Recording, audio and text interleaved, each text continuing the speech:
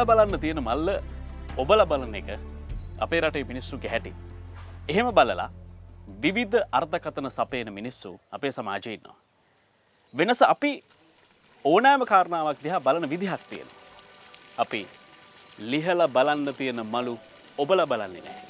ඒ නිසා සමාජය මහා මාතෘකාවක් බවට පත් කරගත්ත විශේෂයෙන්ම සමාජ මාධ්‍ය ආందోලනාත්මක තනක් විදිහට මිනිස්සු ඉස්සරහට අරගෙන ආපු උමන්දාව ගැනයි අද දවසේ වෙනස මේ හෙළිදරව් කෙරේ. හැබැයි වෙනස කණ්ඩායම් විදිහට අපි ඔබට ආරාධනා කරනවා. අපි මේ උමන්දාවේ කරන සංචාරය අතරතුර මේ සම්බන්ධව විනිශ්චය ඔබට බාරයි. ඉතින් ඔබට අවස්ථාවක් තියෙනවා මේ සියලු දේවල් දකින්න. අපි වෙනස කැමරාව අරගෙන මේ හැම තැනම යනවා.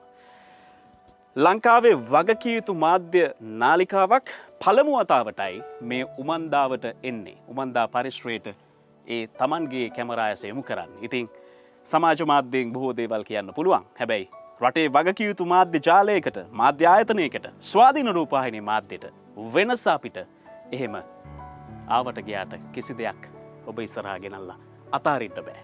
අපි වගකිය යුතු මාධ්‍ය කණ්ඩායමක්. ඒ නිසා අපි විශ්වාස කරනවා ඒ වගකීම කරේ තියාගෙන ඒ වගකීමට උර දෙමින් අපි මේ ගමන යන්න ඔබට ආරාධනා කරනවා.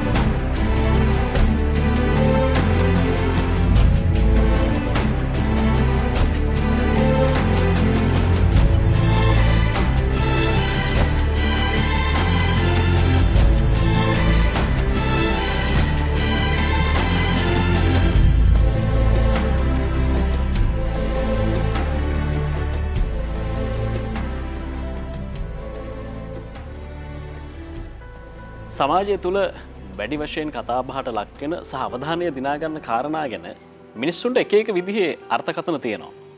ඒ අර්ථකථනය ධනාත්මක වෙන්නත් පුළුවන්, සමහර විට ඒක ඍණ පැත්තට යන්නත් පුළුවන්. උමන්දාව කියන්නේ බොහෝ දෙනෙක් කතා කරන තැනක්.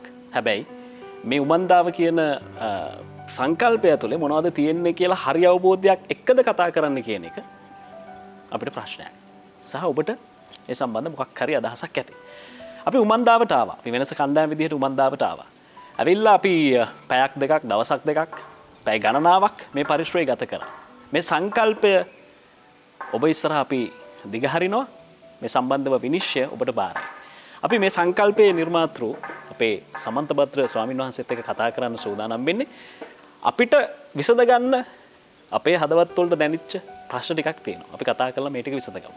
අවසරයි හම්තුරනේ. අපි හම්දුරනේ මේ මුලින්ම උමන්දාව කියන්නේ මොකක්ද? ඔබ වහන්සේගේ පැහැදිලි කිරීම මොකක්ද? උමන්දාව කියන නම කුරුණෑගල යුගයේ ලියවිච්ච පොතක් තමයි උම්මග්ග ජාතකය කාව්‍ය. ඒ කාව්‍යයට නම දාලා තිබ්බේ උමන්දාව කියලා. ඉතින් මේ අපි ඉන්නේ කුරුණෑගල දිස්ත්‍රික්කයේ. උමන්දාව මහා කාව්‍ය ලියපු ප්‍රදේශයේ. ඒ නිසා තමයි මේ පුණ්‍ය භූමිය කෙටියෙන් අපි හඳුන්වන්නේ උමන්දාව කියලා. මේක උමන්දාව බෞද්ධ විශ්ව ගම්මානය, ග්ලෝබල් බුද්දිස්ට් විලේජ්. ඇත්තට මේක පන්සලක්ම නෙමෙයි, මේක ගම්මානයක්, බෞද්ධ ගම්මානයක්. දැන් අපට ඕන නම් අවුරුදු 2000කට විතර එහා ඉතිහාසයේ බුද්ධ ආගමේ මිනිස්සු ජීවත් වෙච්ච ක්‍රමවේදය මොකක්ද කියලා උමන්දාවේ තියෙන වාහන ටික ඔක්කොම අයින් කරලා ඇවිදගෙන ගියා නම් ඒක තමයි තියෙන්නේ. ඒ බිල්, ඒ ගොඩනැගිලි, ඊට පස්සේ ගස් කොළන්, සත්තු, ඒ සියල්ල අපි හදලා තියෙන්නේ අපේ අර පැරණි අනුරාධපුර රාජධානිය සිහිපත් වෙන්න. මේකේ අපිට එකම වෙනස වාහන විතරයි. බෞද්ධ සංකල්පයක් පෝෂණය කළා. බෞද්ධ සංකල්පයක් ආයි ප්‍රතිනිර්මාණය කරලා තියෙනවා. ඒක අපේ තිබිච්ච එකක්මයි. ඒක අපි ප්‍රතිනිර්මාණය කළා. දැන් අපි නගර නිර්මාණය කරනකොට අලුතෙන් ගොඩක් කොන්ක්‍රීට් වලට කෘත්‍රිම වෙනෝනේ. මේවයි මේ ගොඩනැගිලි තිබ්බට මේ ගොඩනැගිලි හරි ස්වාභාවිකයි. ගස් කොළන් අස්සේ හදලා තියෙන. එක්ක වතුර. ඒ විදිහට අර සබාදහමත් එක්ක මිනිස්සුන්ට ජීවත් වෙන්න උගන්වනවා.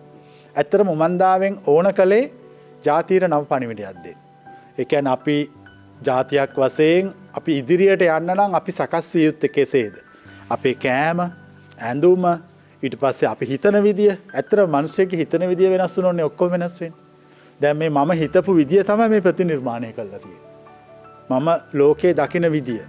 ඉතින් ඒ වගේ මම කියන්නේ අපි වගේ 100 ගාණක් ඇවිල්ලා මේ විදියට නිර්මාණය කළොත් අපිට ලංකාවේ සංවර්ධනයේ සිහිනයක් නෙමෙයි යථාර්ථයක්. අපි හැමදෙරුනේ මේ අපි අහලා තියෙනවා ගමයි පන්සලයි වැවයි දාගබයි කියන සංකල්පේ. මේ ඒ සංකල්පේ වෙන විදියකින් දකිනවා. මේ ඒ සංකල්පේ තවත් පුළුල් කරලා තියෙනවා. දැන් මේ තියෙන වැව, මේ තියෙන පන්සල, අර තියෙන ගම. මේ ඔක්කොම එකතු කරලා තියෙනවා. ඒතර උමන්දාවේ ප්‍රධාන කොටස් 4යි. දැන් අපි ඉන්නේ ආලකමන්දාවේ. එහා පැත්තේ තියෙන සීතාවනය. තව මෙහෙන් එහා පැත්තේ ප්‍රධාන වාහන කාර් පාක්ස්. තවත් එහා පැත්තේ විශ්‍රාමිකයන්ගේ ගම්මානය. කොටස් 4කින් උමන්දාව සංයුක්තයි. අක්කර 70ක භූමියක්. කිලෝමීටර් 2.5ක් 3ක් විතර මේක දිගයි. මම හිතන්නේ ලංකාවේ දිගම බෞද්ධ ආශ්‍රමය දැනට. ලංකාවේ දකුණු ආසියාවේ. වහන්සේත් එක්ක මම අපි අතීතයට ගියොත් ඊට අවුරුදු 2500 මිහිඳු මහරහතන් වහන්සේ මහමෙවුනාව කියලා ප්‍රතිනිර්මාණය කළේ මේ වගේ එකක්. මේක මේ පරිසරය තුලනේ අපි ජීවත් වෙන්නේ. අපේ කෑම සොයා ගන්න අපර ලොකු තරඟයක් නැහැ. දැන් මිනිස්සුන්ගේ ජීවිතේ මම දකින ප්‍රධානම ප්‍රශ්නේ තමයි නොනවතින තරඟය. ඒතර කවුරු හරි මේ නොනවතින තරඟය අවසන් කළොත් එයාට ඉපදීමෙන් හා මරණයෙන් නිදහස්. මේ තරඟය අවසන් කළා. තරඟය අවසන් කරන ප්‍රායෝගික ක්‍රමවේදය මොකද්ද? මේ විදිහේ ජීවන රටාවක්. ලොකු තරඟයක් නැහැ. අපිට කෑම සොයා ගන්න ලොකු තරඟයක් නැහැ. කෑමට පොලින්නේ නැහැ. කෑම නැත්තම් මේ පාරක් දිගේ ඇවිදගෙන ගියාම මේ ගස්වල ගෙඩි තියෙනවා 100කට කන්න. මේ තරඟය බිඳුවට කරලා තියෙනවා. ඒතර මිනිස්සුන්ට හිතන්න වෙලාව තියෙනවා. ඒතර උමන්දාවේ ඉන්න ඔක්කොම මේ පරිසරය මවන මිනිස්සු. ඒගොල්ලෝ විවේකයෙන් කල්පනා කරනවා මේ නිදහසේ ඇවිදගෙන යනවා. පිරිසිදු සිතවිලි සිතට පහළ වෙනවා. ඉතින් මම කැමති මුළු රටම උමන්දාවක් වෙනවා නම්. මිහිඳු මහ රහතන් වහන්සේ ලංකාවට විශාල කුල 17ක් එක ඇවිල්ලා අපට අලුත් සංස්කෘතියක් ඉගෙනනවා. ඒක තමයි මහමෙවුනාව. ඒක ආර්ථිකයයි ආගමයි බද්ධ කරපු ක්‍රමවේදය. මේ තියෙන එක. අපි කොයි වෙලාවකවත් ආගමෙන් ආර්ථිකය අයින් කරන්නේ නැහැ. අපි අර්ථයෙන් හා ධර්මයෙන් දෙකෙන්ම අනුශාසනා කරනවා. අර්ථයෙන් අනුශාසනා කරනවා, ධර්මයෙන් අනුශාසනා කරනවා. ඒ දෙකම ජාතියකට අවශ්‍යයි. ඒ එකකින් විතරක් අනුශාසනා කළොත් ඒ ජාතිය පිරිහෙනවා. ස්වාමීන් වහන්සේ ඒක බුදුහාමුදුරුවෝ දේශනා කරපු ධර්මයත් එක්ක සම්බන්ධ වෙන්නේ. ඇයි? අර මීකුණකින් පෝසත් වෙන සිටුවරයාගේ කතාව. ව්‍යග්ගපජ්ජ සූත්‍රය. ආරක්ක සම්පදා, උට්ඨාන සම්පදා, කල්යාණ මිත්‍රතා, සමජීවිකතා. සිංහලෝවාද සූත්‍රය. බුද්ධ ආගමේ තියෙන්නේ දෙකේ සමතුලිතතාවයක්. නැත්තම් කවදාකවත් ආගමක් ගෙනියන්න බෑ ආර්ථිකයක් නැතුව. අර්ථ හා ධර්ම. ඒතර බුදුහාමුදුරුවෝ නිවන් දකින්න අවශ්‍යයට නිවන් දකින හැටි කිව්වා. ව්‍යග්ගපජ්ජ සූත්‍රයේදී ව්‍යග්ගපජ්ජ දීඝදානු කෝලිය පුත්‍රයාට ජීවත් වෙන හැටි කිව්වා. දැන් මේ වෙනස පැහැදිලිද? ජීවත් වෙන හැටි කියලා වැඩක් නැහැ නිවන් දකින අහනෙක් කෙනාට. ජීවත් වෙන හැටි අහනෙක් කෙනාට නිවන් දකින හැටි කියලා වැඩකුත් නැහැ. ඒ බුද්ධිමත් භික්ෂුව මේ දෙකේ වෙනස තේරුම් අරගෙන කතා කරන්න ඕන. නැත්නම් අසාර්ථකයි මේ දේශනාව. ප්‍රායෝගික නැහැ. මිනිස්සෙක් බඩගිනි වෙලා සාපිපාසාවෙන් අපෙන් කැම ඉල්ලන් එනකොට ලොකු දීර්ඝ බණ කතාවක් පටන් ගත්තොත් හරිම අප්‍රායෝගික මිනිස්සෙක්. ගොන්නු 14 දෙනෙක් නැති වෙලා ජේතවනාරාමයට ආවම ආනන්ද තෙරුන් වහන්සේට කිව්වා ආනන්ද ඉස්සෙල්ලා මනුස්සර කන්න දෙන්න. කාලි වෙලා දෙවනෝ බලමු අපේ කතාව. ඒකයි බුද්ධ ආගම. එහෙම නැතුව මේ බඩගින්නේ මේ අහගෙන ඉන්න පණත් නැතුව බණහන්න ගියොත් ඒක ප්‍රායෝගික නැහැ. ඉස්සෙල්ලාම මිනිස්සු අර්ථයෙන් පූර්ණ වෙන්න ඕනේ. දැන් අපි බුද්ධ ආගම විතරනේ හින්දු ආගමේ අර්ථ ධර්ම කාම මොක්ෂ හතරක් පැහැදිලි කරනවා. බුද්ධ ආගමේ සරලව දෙකක් පැහැදිලි කරනවා. අර්ථ හා ධර්ම. දැන් උමන්දාවෙන් අපි පෙන්වන්නේ අර්ථය හා ධර්මය. දැන් ඇත්තටම අපි හිතමු තරුණයෙකුට ජීවිතයේ ගොඩ ගන්න විදියක් නැතුව මේ පරිසරයේ වරුවක් විතර ඇවිදගෙන ගියොත් එයා එළියට යන්නේ සිතුවිලි ලක්ෂ ගාණක් පිරිච්ච මිනිසෙක්. අපි කරපු නිර්මාණ කිසිම වටිනාකමක් නැති දේවල් වටිනා දේවල් බවට පත් කරපු ආකාරය. ඉතින් අපිට මම හිතන්නේ අපේ ජාතිය දුප්පත් උනේ ඒ නිර්මාණාත්මක අදහස් අපි දුන්නේ නැහැ. මම හිතන්නේ භික්ෂුන් වහන්සේලා විතරක් නෙමෙයි පූජකවරු කුරුක්කල් මේ ඔක්කොම ආගමික නායකයෝ කරන්න ඕන නිර්මාණාත්මක අදහස් වලින් ජාතිය පුරවන්න ඕන. ඒක තමයි ජාතියට කරන යහපත. ස්වාමීන් වහන්සේ මොඩර්න් බුද්දිසම් එහෙම නැත්නම් මේ බුදුදහමේ නව මානයක් කියලා බොහෝ දෙනෙක් මේක අර්ථ දක්වනවා. සමහරු කියනවා මේක පිස්සුවක් වගේ දකින මිනිස්සුත් ඉන්නවා. මේ කරන දේවල් සම්බන්ධව එක එක්කෙනාට තියෙන විවේචනත් එක්ක. ඔබ වහන්සේ එයාට මොකද කියන්නේ? ඇත්තටම ඕනම දෙයක් ඔළුවට දාගත්තාම තවත් දෙයක් පිස්සුවක් වගේ පේන්නේ. ගිහියෙකුට පේන්නේ පැවිද්දෙක් පිස්සුවෙක් වගේ. පැවිද්දෙකුට පේන්නේ ගිහියෙක් පිස්සුවක් වගේ. කිසිම දෙයක් ඔළුවට දාගන්න නැතුව නිදහස් නිවහල් මනසකින් බලනකොට ඇත්ත නැත්ත පේනවා. දැන් ඔබට අවශ්‍ය කරන්නේ පිස්සුවෙන් වගේ බලන්නද ඇත්ත නැත්ත බලන්නද? ඇත්ත නැත්ත බලන්න ඕන නම් කිසිම දෙයක් ඔළුවට බරට දාගන්න එපා. කිසිම සංස්කෘතියකට සભ્યත්වයකට ශිෂ්ටාචාරයකට ඕනවට වඩා හිර වෙන්න එපා. විවෘතව නිදහසේ බලන් ඉන්න. බොඳ වෙච්ච දැසින් බලන් ඉන්න. එතකොට ඇත්ත පෙනේවි. අපි චිත්‍ර හදාගත්තොත් දැන් අපි හිතුවොත් මේකෙන් වෙන්නේ හානියක් කියලා එතකොට අපිට හානියක් පේනවා. අපි හිතුවොත් මේකෙන් වෙන්නේ යහපතක් කියලා එතකොට අපිට යහපතක් පේනවා. ඒ දෙකම පූර්ව නිගමන නැතුව විනිශ්චය කිරීම. පැහැදිලිනේ කතාව. පූර්ව නිගමන නැහැ. දැන් අපි මෙතෙන්ට ආවයින් පස්සේ තමයි මෙතන මොන වගේද කියලා බලන්නේ. එන්න කලින් අපි පූර්ව නිගමන කරන්නේ නැහැ. හැම සත්‍යයෙන් දුරස් වීමේ ප්‍රධාන ප්‍රශ්නේ තමයි පූර්ව නිගමන සිද්ධ කිරීම. මම ප්‍රශ්නයක් අහනවා. අර බුදුහාමුදුරුවෝ පාරේ යනවා. පුක්කුසාතිට අඳුන ගන්න බැරි වුණා. පුක්කුසාති දන්නේ නැහැ බුදුහාමුදුරුවෝ කියලා. හැබැයි බණ අහලා තියෙනවා. කතාව දන්නවා. සිද්ධාර්ථ ගෞතම කියලා කෙනෙක් ඉන්නවා. එයා වෙනස් දහමක් දේශනා කරනවා. ඒක ඇහුවාම සියලු දුක්ඛයන්ගෙන් නිදහස් වෙනවා. හැබැයි ඇහින් දැකලා නැහැ. අඳුනගත්තේ නැහැ. අඳුනගත්තේ සාකච්ඡාවෙන් පස්සේ. දැන් කතාව පැහැදිලිනේ. ඒ නිසා මම කියන්නේ සත්‍ය ගවේෂකෙක් පූර්ව නිගමන සිදු නොකළ යුතුයි. ඉස්සෙල්ලා එන්න ඕනේ. එහි පස්සේ කෝ කියන්නේ ඒකනේ. ඇවිල්ලා බලන්න ඕනේ. දැන් උමන්දාව ගැන විවේචනය කරන්න ඕනේ. මෙතන හිටපු කට්ටිය. මේක බලපු කට්ටිය. මේක දැකපු කට්ටිය. නැති කට්ටිය කොහොමද කියන්නේ? ඒගොල්ලෝ හිතාගත්ත එක ඒවා කියනවා. අන්නේ කියන ඒකට මම කියනවා පිස්සු කියලා. ඇවිල්ලා බලන එක හරිනේ. ඔයා ඇවිල්ලා බැලුවානේ. දැන් ඔයාට නිගමනය දෙන්න අයිතිය තියෙනවා. ඇවිල්ලා බලන්න නැතුව නිගමනය දුන්නොත් ඒක මොකද්ද? ඒක පිස්සුවක්.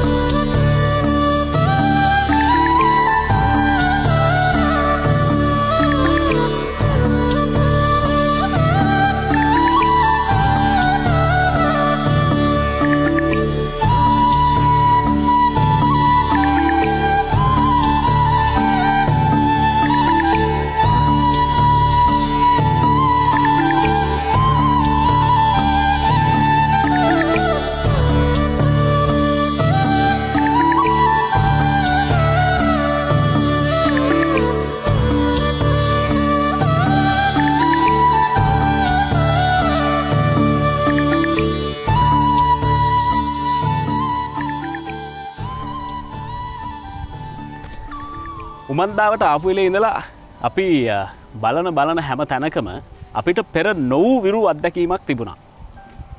ඇස කන නාසය දිව ශරීරය මේ සියල්ලට මොනවහරි දෙයක් අපිට දකින්න එහෙම නැත්නම් විඳින්න අවස්ථාවක් හම්බුණා. මේ උමන්දාව කියලා කිව්වේ අපි ඔබ දකින්න ඇති බොහෝ දේවල් ජීවිතයට එකතු කරගන්න දෙයක් තියෙන තැනක්. එහෙම පසුබිමක්. මම එහෙම කියන්නේ මිනිස්සු හැමදේම කරන්නේ ජීවිතේ ගැට ගහගෙන ජීවිතේ දිනන්න. අපේ ආම්දුරනේ මට දැනෙනවා මෙතන ඉන්නකොට ස්වීට් හවුස් එකක ඉන්නවා වගේ. සමා වෙන්නේ නැහැ. සමහර විට මේ උමන්දාවට එහෙම නැත්නම් හාමුදුරුවමක් ළඟ තියාගෙන අපි මෙහෙම කියනකොට කාට හරි මේකට විරුද්ධාර්ථයක් තියෙන්න පුළුවන්. හැබැයි මගේ පිටිපස්සේ තියෙන්නේ රසවත් දේවල්. හාමුදුරනේ මට එහෙම දැනෙනවා. මේ සියල්ල උමන්දාවේ නිෂ්පාදන. ඔව්. ඇත්තටම උමන්දාවෙන් අපිට අවශ්‍ය වුණා මේ ජාතියට නව පණිවිඩයක් දෙන්න. ඒ පණිවිඩය තමයි අපි දන්නවා මිහිඳු මහරහතන් වහන්සේ ලංකාවට එනකොට 18 කුලයක් එක්ක ආවේ. ඇයි 18 කුලයක් අරන් ආවේ? රටේ ආර්ථික සමාජීය සංස්කෘතික සංවර්ධනයට. ඉතින් මම හිතන්නේ අපේ 21 වෙනි ශතවර්ෂයේ අපිට නැවත මහින්දාගමනයක් අවශ්‍යයි. මේවා ඔක්කොම අපි අලුත් කරගන්න ඕන. ඒ නිසා තමයි අපි මෙතන සාම්ප්‍රදායික පන්සලෙන් එළියට ගිහිලා ජාතියට නව දේවල් අඳුන්වලා දුන්නා. අපේ මිනිස්සු හරි කැමති කොපි කරන්න. ඉතින් මම කල්පනා කළා අපි මිනිස්සුන්ට අලුතෙන් හදන්න කියනකට වඩා ලේසි කොපි කරන්න කියන එක. මොකද අපේ රටේ මිනිස්සු කොපි කරන එක හොඳටම කරනවා. හොඳටම කරනවා. දැන් හොඳ දේ කරන්න. හොඳ දේ. දැන් අපි කියන්නේ මෙන්න මේ ටික කොපි කරගන්න කියලා. මේව කොපි කරාම එකක් තමන්ගේ ආර්ථිකයත් හැදෙනවා. කාටවත් නෑ බෑ කියන වචනයක් කියන්න අවශ්‍ය නෑ. ඒ වගේම අපේ ජාතික ආර්ථිකයට ඩොලර් බිලියන ගාණක් අවුරුද්දකට ඉතුරු කරන්න පුළුවන් මේ නිෂ්පාදන ටික අපේ රටේ නිෂ්පාදනය කළොත්. ඉතින් මේවට මේ මුකුත් පිටරටින් ගේන්න ඕන දේවල් නෙමෙයි. අපේ ඉන්න උමන්දාව නව නිෂ්පාදන කණ්ඩායම. ඒකේ වෛද්‍යවරු, ඉංජිනේරෝ විවිධ අයගෙන් ඒ අය තමයි මේ සියලු නිෂ්පාදන හදන්නේ, ගොඩනගන්නේ. ඉතින් අපට අවශ්‍යයි මේක පෙන්නලා මේක කොපි කරවලා මේවා හදලා මේ රටේ ඉන්න මිනිස්සුගේ ආර්ථිකයට යම් උදව්වක් වෙන්න. හාමුදුරනේ බලමු මොනවද නිෂ්පාදනය කියලා. දැන් මේක තමයි අපි මේක හෙයා ඔයිල් එක. ඒ කියන්නේ උමන්දාව කියන්නේ විශාල පොල් වත්තක් අක්කර 70ක විතර. මේකේ පොල් ගෙඩිම තියෙනවා මම හිතන්නේ ලක්ෂයකට විතර එකපාර. ඒතකොට මේ පොල් වලින් තමයි මේ පොල් තෙල් අරගෙන මේකට බෙහෙත් එකතු කරලා තියෙන්නේ. දැන් මේ කොත්තමල්ලි ඊට පස්සේ අරුද කොළ එක ඒ වගේ මේ ගොඩක් ඒවා හදලා තියෙන්නේ. මේකේ ගොටු කොළ එකතු කරලා හදපු තෙල් එක. ඉතින් අපි පොඩි කාලේ ඉස්සර ඉස්කෝලේ යනකොට මේ එක එක දේවල් ගෑවේ නෑනේ පොල් තෙල්නේ ඔළුවේ ගෑවේ. මේ ඒකම තමයි පොඩ්ඩක් වෙනස් කරලා තියෙන්නේ. ඒතර අපි කරන්නේ පොල් තෙල් අපි හදනවා මෙහි. අපි ඒකට පොල් වේලලා ක්‍රම හදලා දීලා තියෙන්නේ. හදලා මේ විදිහට බෙහෙත්. දැන් මේකට දාලා තියෙන්නේ අරලු බුළු නෙල්ලි ත්‍රිපලා. මේක හරි දැන් මේවා මේ හරි ප්‍රායෝගිකයිනේ. මේක කරන්න බෑ කියලා කාටවත් කියන්න බෑනේ. පැහැදිලිනේ? එතකොට ඕන කෙනෙකුට ගෙදරුණත් හදා ගන්න පුළුවන් නේ. දැන් අපි මෙහි කාට හරි මේක අවශ්‍ය නම් අපි ඕන කෙනෙකුට උපදෙස් දෙනවා මේක හදා ගන්න විදිය. ඉතින් මේ ඔක්කොම නිෂ්පාදන දැන් මේ ඔක්කොම තෙල් වර්ග මේකේ නික කොළ දාලා තියෙනවා. තව කොත්තමල්ලි ගොටු කොළ මේක ත්‍රිපලා කීකිරින්දිය. ඉතින් මේවා ඇත්තටම මේක දැන් අනිත් එක තමයි මේ නිමාව. ඔව්. ඒ කියන්නේ මේ ජාත්‍යන්තර මාකට් එකට උනත් යවන්න පුළුවන්. මාකට් එකට. ඒ කියන්නේ ලෝකේ මේ නිමාව නැත්තම් නිෂ්පාදනය එළියට ගේන්න බෑ. දැන් අපි අපේ මම දැකපු දුර්වලතාව තමයි අපේ මිනිස්සු සමහර ඒවා නිපදෙව්වට නිමාව හදන්නේ නැහැ. ජෑම් මෙහෙමත් තියෙනවා. ජෑම් වර්ග ගොඩක් තියෙනවා. දැන් මේක තමයි මේ දියුල් ජෑම්. දැන් අපේ මේ වත්තේ මෙහෙ උමන්දා පන්සලේම කිලෝමීටර් 3ක් විතර දිගයි. දියුල් ගස් බර ගානක් තියෙනවා. ඉතින් ඒ දියුල් ඔක්කොම අපි එකතු කරනවා. එකතු කළා මේ විදිහට හදනවා. ඊට අමතරව අපි වෙනම දැන් දියුල් කාලෙට අපි දියුල් ඔක්කොම එකතු කරලා ඒක මදේ අරගෙන ෆ්‍රීස් කරනවා. ජෑම් හදනකොට ඒ ෆ්‍රීස් කරපුවා තමයි අරගන්නේ. ඉතින් මේ විදිහට අපි දැන් මේ කෑම අපි නාස්ති කරන්නේ නැහැ කිසිම දෙයක් නිසා. දැන් ලංකාවේ බලන්න මේ කැකිරි ජෑම් එක. මේක වට්ටක්ක ජෑම්. හාමුදුරනේ මේ ප්‍රොඩක්ට් එක මේ මාකට් එකේ තියෙන අනිත් ජෑම් එක්ක සංසන්දනය කරන්න පුළුවන් ද? ඒ කියන්නේ මේක මාකට් එකේ වඩා රසයි. දැන් මේක අපි කඩේ කවුරු හරි ජෑම් එක කාලා මේක කෑහම කිව්වොත් ඒක රසයි කියලා අපි ප්‍රායෝගික නැහැ. ඒතර අපි හැමතිස්සෙම කරන්නේ අර හදන එක තියෙන එකට වඩා හොඳ කරනවා. දැන් මේ ඕන එකක් මේ දියුල් ජෑම් එක ගොඩක් රසයි. අපිට පිටරටකවත් මෙච්චර රස එකක් අහුවෙන්නේ නැහැ. ඒ වගේම මේ අනිත් ඒවා කැකිරි වැඩි කාලෙට කිලෝ ලක්ෂ ගාණක් ගෙනහිලා ගොඩ ගහනවා. ඉතින් ඇයි ෆ්‍රීස් කරලා තියලා එහෙම නැත්නම් මේ විදිහට ජෑම් හදලා මේවා අපේ මේ මාකට් එකට දාන්න බැරි. ඉතින් මම ඉල්ලන්නේ මේ බලන අයගෙන් අපිට පුළුවන් උපදෙස් දෙන්න. අපිව කොපි කරන්න. ඊට පස්සේ මේක ලුණු දෙහි මේක තව සෝස් එකක් මේක මේ සියඹල සෝස් එකක්. දැන් අපි කොච්චර සියඹල තියෙනවද? දැන් මේ පැතිවල හරියට සියඹල ගස් හැදෙනවා. මේ සියඹල සෝස් එක හරිම රස එකක්. ඒ වගේම මේකෙන් අපිට පුළුවන් අර බොන්න සියඹල කියලා කියන්නේ ගොඩාක් ඔය මුත්‍රා සාධන මුත්‍රා මාළු වලට හොඳම බෙහෙතක්. එකපාරෙන් හොඳ වෙනවා. මට මතක් වෙනවා රොබර්ට් නොක්ස්ගේ පොත්වල තියෙනවා නුවර යුගයේ මිනිස්සු දෙහි පාවිච්චි කරපු එක. එදා හෙළදිගේ. ඒ අදහසම අරගෙන මේ අලුත් විදියට හදපු එක. මේකේ දෙහි ගෙඩි 10ක දෙහි ජූස් එක අරගෙන රත් කළා මේ විදියට කිරලැබයක් ගහලා හදලා තියෙනවා. ඉතින් ඇත්තටම මේක දෙහි වෙනුවට මේක ශීතකරණේ තියාගෙන පාවිච්චි කරන්න පුළුවන් එකක්. මේක යුරෝපයේ ඕන තැනකට මේක යවන්න පුළුවන්. ආන්දර දැන් ඕවා අද වෙනකොට නිෂ්පාදන බවට පත් වුණාට ඕවා හදන්න පටන් ගන්න කාලේ සෑහෙන ප්‍රශ්න වල මුහුණ දෙන්නේ. ඔව් ඒ ලෝකේ මොකක් හරි නව නිෂ්පාදනයක් කරන කෙනා ඒ සියල්ලත් එක්ක නැගිටින්න ඕනේ. එහෙම නැත්නම් ඒක ෆේල්. ඒ කියන්නේ ඒක සාර්ථක වෙන්නේ නැහැ. එතකොට අපි මේ සියල්ල මේ මහා නිකන් අර මූදක නැවක් ගෙනියනවා වගේ. ඒ සියල්ලට මුහුණ දෙන්න ඕනේ. ඒ කියන්නේ දැන් ඕනම කෙනෙක් අපි හිතමු මේ කිසිම කෙනෙක් ව්‍යාපාරංශයෙන් ඉස්සරහට ගියත් ධර්මයෙන් ඉස්සරහට ගියත් අධ්‍යාපනයෙන් ඉස්සරහට ගියත් ඒ සියලු බාධකවලට යකඩයක් වගේ මුහුණ දෙන්න ඕනේ. නැත්නම් කොහොමද ඉස්සරහට යන්නේ? දැන් බලන්න අපි පාන් පිටි වලට හුරු වෙච්ච જાතියක්නේ. අපිට පිටි කොච්චර තියෙනවද කියලා. මේ දැනට පෙන්වන්න හදපු ටික කිරියල පිටි. කිරියල කියන්නේ අපි දකුණු පළාතෙන් කියන ගහල කියලා මේකට ගහල පිටි. මේක අපි මෙහි හදනවා. මේක පොල් පිටි. පොල් පිටි හදන්නේ පොල් වල මිරිකලා කිරි අයින් කළා. ඒකේ පොල් කුඩු කියන්නේ. ඒකේ හදපු මේක ලෝකේ හොඳ මාකට් එකක් තියෙන කෑමක්. මේක පිළිකා ප්‍රතිපිලිකාකාරක පිළිකා හැදෙනව වළක්වනවා. ඇඟේ ගොඩක් ලෝකේ තියෙන ප්‍රශ්නයන්නේ මිනිස්සුගේ ඇඟ මහත් වෙන එක. මේකට හොඳ බෙහෙතක් මේක. මේක කොස් පිටි. මේ කොස් වලින් හදපු පිටි. මේ වට්ටක්ක පිටි. මේ බතල පිටි. මේ කොස් ඇට පිටි. මේක හුලං කීරිය පිටි. හුලං කීරිය කියන්නේ සව්වල කියලා කියන්නේ. හුලං කීරිය පිටි. මේක කිතුල් පිටි. ඉතින් මේ මෙච්චර පිටි තියාගෙන තමයි පාන් පිටි ගිලින්නේ. පාන් පිටි වල විකල්ප නෙමෙයි. මේ විකල්ප. දැන් පැහැදිලිනේ. දැන් බලන්න මෙච්චර පිටි තියාගෙනනේ පිටි රටින් නැව් වෙනකම් බලන් ඉන්නේ. දැන් වට්ටක්ක පිටි වලින් රොටි හදලා කෑවොත් අර අපි කන රොටිය තරම් ඒ රසයි. ඒ රසයි. ඉතින් ඊට වඩා රස ගන්න පුළුවන්. දැන් මේ කොස් පිටි, ওই කොස් ඇට පිටි එහෙම දැන් අර මතකනේ අපි ඉස්සර ගම් වල කොස් ඇටක් ගලා හදනවා. හරි රසයි ඒවා. ඉතින් මම කියන්නේ අපි නැවත මේ දේවල් වලට එකතු වෙන්න ඕන. මේවා ගෙවල් වල කරන්න පුළුවන් ද හඳුනන? හරිම සිම්පල්. දැන් මේවා මුකුත් අමාරු වැඩ නෙමෙයි. අවුවේ වේලලා තමයි ගොඩක් ඒවා කරන්නේ. මේ උඳු පියලිය ඖෂධීය පානය. මේ අපේ දේශීය දේවල්. ඊට පස්සේ මේක වැල් පෙනෙල. මේක කුරුඳු කොළ කුඩු. මේ අපි දැන් තේ වගේ බොන පානනේ මේක තියෙන්නේ. ඔය ග්‍රීන් ටී එකෙන් බොන අය මේවා ග්‍රීන් ටී වෙනුවට මේක ගොඩක් හොඳයි. රණවර ලෝකේ හොඳ පානයක් තමයි මුරුංගා. සුපර් ෆුඩ් එකක් කියලා කියන්නේ ඒක. මේ තියෙන එක. මේ මුරුංගා කොළ පවනේ වේලලා කුඩු කළා. එච්චරයි. දැන් යුරෝපීය ජාතිකව මෙහි ආවම ඒ ගොඩක් අය ඉල්ලන්නේ මේක තමයි. සති ගණන් ඇවිල්ලා මේවා බීලා යනවා. අපේ මිනිස්සුන්ට වටින්නේ නැති වුණාට ඉතින් ඇඟේ ගොඩාක් තියෙන පිළිකාකාරක විස ටස්සේ ලෙඩ දිය වැඩියා ප්‍රෙෂර් කොලෙස්ටරෝල් ගාක් ඒවට හොඳ බෙහෙතක්. සුපර් ෆුඩ් එකක්. අපි මෙහි නයි මිරිස් වලට තක්කාලි එකතු කරලා හදපු පේස්ට් එකක්. මිරිස් වෙනුවට පාවිච්චි කරන්න පුළුවන්. මේක සැර නැහැ. දැන් ගොඩක් අයට තියෙන ප්‍රශ්නේ සැර කන්න බැරි ප්‍රශ්නේ. මේ ඒකට උත්තරය. පාට විතරයි සැර නැහැ. අපිට මේ කාර්ය අපි ජාතියට කරන්න ඕනේ. දැන් මේක මේ පැපල්. මේ පැපල් වේලලා මේ නූඩ්ල්ස් එකක් වගේ තියෙන. ඇත්තටම මේක මේ දැන් ওই කොත්තු රොටි කනෝනේ හරියට කට්ටිය රැයට. කොත්තු වලට පිටිනේ තියෙන්නේ. ඊට පස්සේ ලෙඩ. ගොඩාක් heart attack වලට ප්‍රධාන ප්‍රශ්නයක් තමයි කොත්තු ආහාරයට ගැනීම. මෙන්න විකල්පය. පිටි නැතුව කොත්තු හදන්න පුළුවන්. මේක හදලා කාලා බලන්න පුදුම හොඳ අරට වඩා රසයි. අර යුරෝපයේ ඇමරිකාවේ මේ දවල මන්දිරයේ කෑම මේසේ පරාදයි අපේ කෑම මේසෙට. පැහැදිලිනේ කියන එක. එච්චර සම්පත් එච්චර කෑම තියාගෙන කඩෙන් පාන් ගෙනත් කනවා. මේ අපේ දේශීය පාන. මේ හදලා තියෙන පොකුරු අදමල් වලින්. බලන්න මේ පාටේ ලස්සන. මේක මේ නිල් කටරොඩු.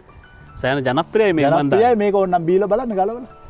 රස මෙහෙම බොන්න පුළුවන්. කිසි ප්‍රශ්නයක් නැහැ.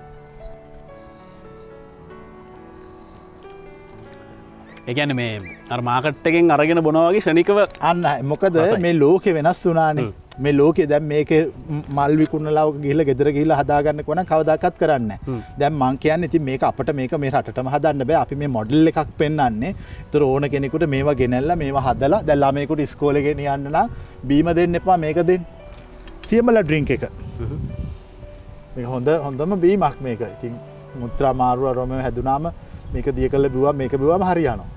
ඉතින් මේවා පුරුදු කරන්න ඕන අලුතෙන්. කුරුම්බ වතුර, වැවර වතුර, තැඹිලි. පිටරටවල නම් මේක බෝටල් කරලා සුපර් මාකට් වල තියෙනවා. පොල් ඩෙසිකේට් කරපු වේලපුවා. ඊට පස්සේ ඉඟුරු, සේර මේ මඤ්ඤොක් කටරොඩු මල් වේලලා. මේක බත් වලට දාන්න පුළුවන් ඉන්දියාප්ප හදන්න ඕන එකකට. දැන් අර අපි බීපු පානයට මේක පාවිච්චි කරන්න පුළුවන්.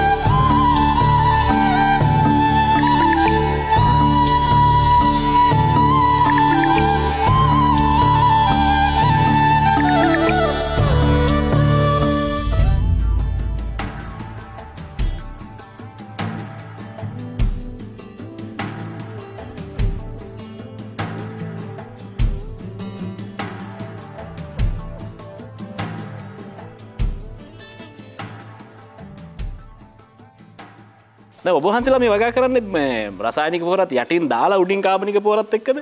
යටින් ගහලා උඩින් වැඩ මගේ නෑ. මීට අවුරුදු 3කට 4කට කලින් ප්‍රශ්නයක් තිබ්බා. ඒක රටේම තිබිච්ච ප්‍රශ්නයක්. අපි දැන් අදනේ රටේ කාබනික පොහොර ගැන කතාවක් ඇතුළේ තියෙන. හැබැයි මේක අපි යථාර්ථයක් කළේ අවුරුදු 3-4කට කලින්. මේ පැත්තේ ඔක්කොම මිනිස්සු රසායනික පොහොර වලින් වගා කරන මිනිස්සු දැන් ලංකාවේ වැඩිපුරම වකුගඩු රෝගීන් ඉන්නේ මම මේ අත පෙන්නන පැත්තේ. විශාල ප්‍රමාණයක්. තනිකර වගා බිම් මම ගිහිල්ලා තියෙනවා. තනිකර රසායනික පොහොරත් එක්ක යන්නේ. ඒතකොට අපි ඒ මිනිස්සුනේ මෙහි වැඩට එන්නේ. ඒ මිනිස්සු හැමදාම කීප එකක් තමයි රසායනික පොහොර නැතුව වගා කරන්න බෑ කියලා. ඉතින් මම මගේ විදිහේ එහෙම එකක් කවුරු හරි කිව්වහම එයාට අවස්ථාව දෙනවා. මං කිව්වා හරි. එහෙනම් දැන් ඕගොල්ලෝ රසායනික පොහොර දාලා අපිට එළවලු හදලා පෙන්නන්න. හොඳ මා ලොකු ගේ ඔක්කොම හැදුවා. ඒ වුණාට මට යටිහිත කියන ඕක නෙවෙයි කරන්න ඕන. ඕක නෙවෙයි බැරි දේ කරන්න ඕන. ඊට පස්සේ මම ඒගොල්ලන්ට අපි පොඩ මේක වෙනස් කරගමු. ඒත් ඒගොල්ලෝ ඒකට කැමති වුණා. දැන් මේ අවුරුදු 3කට කලින් කතාවක් කියන්නේ 3-4කට කලින්. ඊට පස්සේ අපි ටික රසායනික පොහොර අයින් කළා අපි කාබනික පොහොර වලට හුරු වුණා. දැන් අපේ එළවලු වගාවල් ඉතාම සාර්ථකයි. කිසිම කෘමිනාශකයක් කිසිම මේ රසායනික පොහොරක් නැතුව අපි පොළව හැදුවේ. එළවලු නෙවෙයි. තේරුණාද මම කියපු කතාව? පොළව හැදුවා. පොළව සාර කළා. කරදහයියා නොයෙකුත් දේවල් ඒවා ඔයගොල්ලෝ දකින්න නැති කොම්පෝස්ට් හදනවා කරදහයියා. අපි කම්මැලි නෑ. අපි උදේ 4ට නැගිට්ටාම මේ ඉන්න ඔක්කොම රෑ 10 වෙනකන් එක දිගට වැඩ කරනවා. එක දිගට අතු ගන්නවා. එක දිගට මේවා පිරිසුදු කරනවා. මේ ඊටාම සුළු පිරිසක් තමයි මේක ලස්සනට පවත්වාගෙන යන්නේ. ඒ කම්මැලිකම නැති වුණා නම් රසායනික පොහොර වල අවශ්‍යතාවයක් නැහැ. පොහොර හදන්න පුළුවන්. අනිත් එක තමයි දැනුම නැහැ මිනිස්සුන්ට. අපි මේ දකින ප්‍රායෝගික ප්‍රශ්න. දැන් මෙහි ඕන කෙනෙකුට එන්න පුළුවන්. ඇවිල්ලා දැන් අර හමුදාවේ කට්ටිය අපිට ඒගොල්ලන්ට උගන්වනවා පොහොර හදන්න. අපේ කෑම, නව නිෂ්පාදන විවිධ ඒවා. ඊට පස්සේ අර ගස් රූට් බෝල් කරන විදිය. ගස් අපි විසි කරන්නේ නැහැ. ගහක් ගලවන්න ඕනොත් ඒ ගහ මුලුත් එක්කම පසුත් එක්කම මාස ගාණක් ගලවලා ගෙනලා ඉටවනවා. මෙන්න මේ වගේ අර හරි ස්වයංපෝෂිත අවිහිංසාවාදී ක්‍රමයක්. ඉතින් ඒක තමයි බුද්ධ ආගම. උමන්දාවට අත්‍යවශ්‍ය දෙයක් තමයි ගවයා. ඇත්තට මේ උමන්දාවේ පද්ධතිය දුවන්න හරක් 5-6 දෙනෙක් අනිවාර්යෙන් ඉන්න ඕන. ඒගොල්ලන්ගේ ගොම, ඒගොල්ලන්ගේ මුත්‍ර, ඊට පස්සේ ඒකෙන් ගන්න ලික්විඩ් එක, දියර, ඒවා අපි වගාවල් වලට වෙනම ස්ප්‍රේ කරනවා. පම්ප කරනවා. ජීව වායු වෙනම හදනවා. මේ පද්ධතිය දුවන්නේ එහෙම. ඉතින් මම කියන්නේ මේක කොළඹ 7ට මේක කරන්න කියලා. ඒක ප්‍රායෝගික නැහැ. රටේ ගම්මාන තියෙන ලංකාවේ වැඩි හරියක්. ගම්මාන 10-15000ක් තියෙනවා. ඉතින් හැම ගම්මානයක් මේ වගේ කරගත්තොත් 70 80 90 දශකයේදී ලංකාවේ සංස්කෘතිය වේගයෙන් වෙනස් වුණා. ස්වයංපෝෂිත ආර්ථිකයක් වේගයෙන් ධනවාදී ආර්ථිකයකට ගියා. ඒ වෙනස අපි දැක්කා. ඒ වෙනස දැකලා අපි නැවත අර කලින් තිබිච්ච ස්වයංපෝෂිත ක්‍රමය සොයන මිනිස්සු. ඒ නිසා අපි මේ උමන්දාවෙන් ලෝකයට ආදර්ශයක් සපයනවා. ඒ සපයන්නේ නැවත අපේ පරණ ක්‍රමයට ඇවිල්ලා අලුත් විදිහට ජීවත් වෙන්න කියන. මෙතනට ඇතුල් වෙච්ච මොහොතේ ඉඳන් අපි දකින ගොඩනැගිලි ධර්මශාලා මේ වගේ සීත මාලිකය ඊට පස්සේ හස්වෙහෙර මේ වගේ භෞතිකමය දේවල් ඇයි මේ පිරිස රැස් වෙන්න තියෙන මෙතන විශාල ආරාම සංකීර්ණයක්. දැන් අපි අනුරාධපුරයට ගියාම තූපාරාමයේ තමයි කුඩාම දාගැබ. රුවන්වැලිසෑය විශාල දාගැබ. ජේතවනය, අබේගිරිය, ලෝවා මහ ප්‍රාසාදයේ තට්ටු 7යි. ඒ හිටපු පිරිසට රැස් වෙන්න තැන් මේ සීතමාලිගා. මේක තමයි විහාරයක්. සීමා මාලකයක් වශයෙන් පාවිච්චි කරන තැන. එතකොට මේ භික්ෂුන් වහන්සේලාගේ කාර්යයන් සිද්ධ කරගන්න පෝය කරන්න, පිරිත් කියන්න මේවට හදපුවා. ධම්සභා මණ්ඩප ධර්ම සාකච්ඡාවලට ඊට පස්සේ රෝහල් මේ හැම එකක්ම මේ සංකීර්ණයේ තියෙනවා. හැම එකක්ම. ඒ කියන්නේ මිනිස්සයෝ ටිකක් ශිෂ්ටාචාර ගත වෙලා හොඳ සංස්කෘතික රටාවකට ජීවත් වෙනකොට මේ මිනිස්සුන්ට අවශ්‍ය දේවල් කුමක්ද? අඩුතරමේ සිමෙට්‍රි එකක්. මිනිස්සු මිය ගියාම මේ කට්ටියගේ අලු තැම්පත් කරලා හදන සිහිවටන. මේ පද්ධතිය සියල්ල තියෙනවා. එක අහවල් දෙයක් නෑ කියන්නේ එකක් නෑ. මගුල් පෝරුවේ සිට සොහන දක්වා සියල්ල තියෙනවා. දැන් පැහැදිලිනේ කියන එක. ඒවා ආරාමයක තියෙන්න ඕනේ. එහෙම නැත්නම් ඒක සම්පූර්ණ නෑ. මේ සුවිසල් ගොඩ නැගිලි අපිට කියාපාන්නේ මහා ප්‍රෞಢ ජාතියක සටහන්. තව අවුරුදු 100කින් විතර අපි මොනවද පෙන්වන්නේ? දැන් අපි මෙහි අනුරාධපුරේ යනවා, පොළොන්නරුව යනවා. ඒ අපේ පැරණි ඔයව හදපු නිසානේ. ඉතින් දැන් කො අපි හදපුවා? දැන් අපි කොහෙද? දැන් තව අවුරුදු 500කින් ඉපදෙන මිනිස්සු කොහෙද වඳින්නේ ඇවිල්ලා? වඳින්නේ තිනු මන්දා. මේ නිර්මාණ අපි පෙන්වන්න ඕනේ.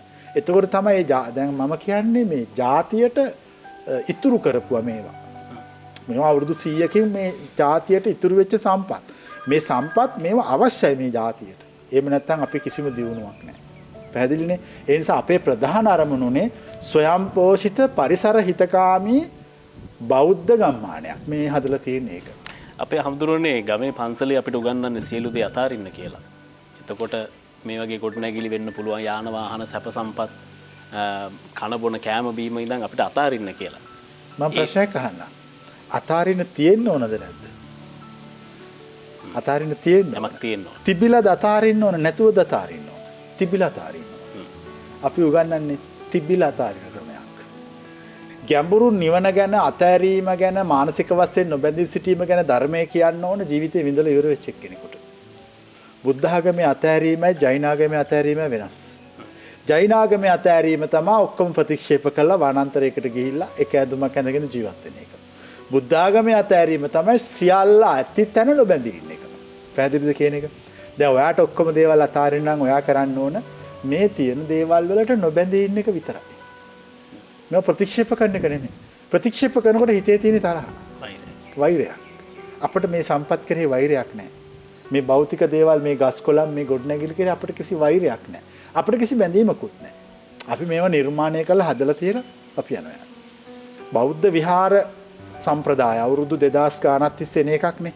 මේක අධ්‍යයනය කළාම අජන්තා එල්ලෝරා මම දැකපු ලස්සනම බෞද්ධ ආරාම දෙකක්. මේ කණුවක් මීට වඩා විශාලයි. ඒතර ඒ බෞද්ධ නෙවෙයිද? මේ කණු මේ අජන්තා කණු බලලා හදලා තියෙන අජන්තා එල්ලෝරා කණු මීට වඩා විශාලයි. අජන්තා වල ගුහා විතරක් 500 ගානක් තියෙනවා. ඉන්දියාවේ මහාරාෂ්ට්‍ර ප්‍රාන්තයේ තියෙන විසුපිරි නිර්මාණයක් බෞද්ධ නිර්මාණයක් බෞද්ධ හින්දු ජෛන ඔක්කොම තියෙනවා ඒකේ. බුද්ධ ආගමේ කියන්නේ ඇති තැනක නොබැඳී ඉන්න ක්‍රමයක්.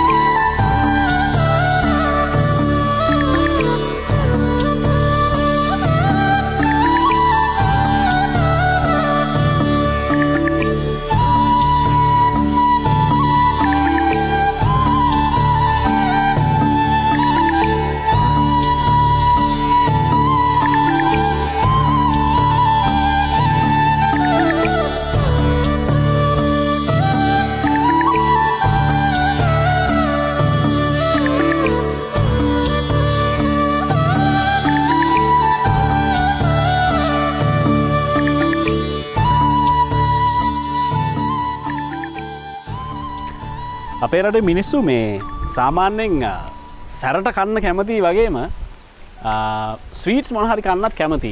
රස කැවිල්ලක රස බලන්න අපි හරි කැමති. අපේ ඕනෑම සුවිශේෂ අවස්ථාවක විශේෂ අවස්ථාවක රස කැවිලි වලට ලොකු ඉඩක් තියෙනවා. හැබැයි රස කැවිලි කියලා කිව්වම අපි කරන්නේ ඔය බොම්බේ ස්වීට්ස් කියයි පිට රටින් වලින් ගෙන්නන එක එක කෑම බීමත් එක තමයි අපේ කෑම මේසේ මේ රස කරගන්නේ. ඒ රස බලන්න.